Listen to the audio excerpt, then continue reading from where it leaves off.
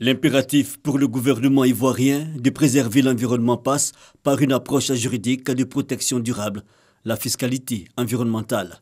Le ministère de l'Environnement et du Développement durable, en partenariat avec la Confédération générale des entreprises en Côte d'Ivoire, en ont fait leur priorité à travers la synthèse de leur rapport d'études. Pour ce processus, c'est justement d'encourager les entreprises à aller dans les filières vertes, à développer des technologies vertes, à développer des pratiques durables.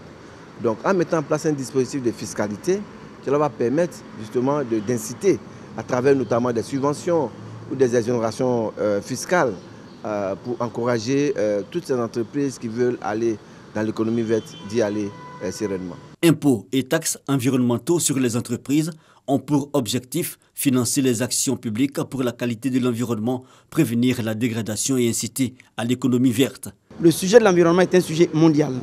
Faisons-en un sujet national, prenons les devants, réfléchissons, de sorte à ne pas polluer notre environnement. Mais en même temps, aujourd'hui, les dispositions qui existent dans notre code environnemental, c'est le principe du pollueur-payeur.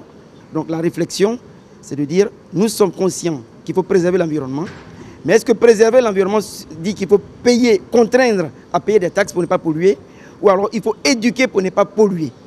Donc le principe du pollueur-payeur est bien, mais le principe de celui qui développe l'économie sans polluer est mieux.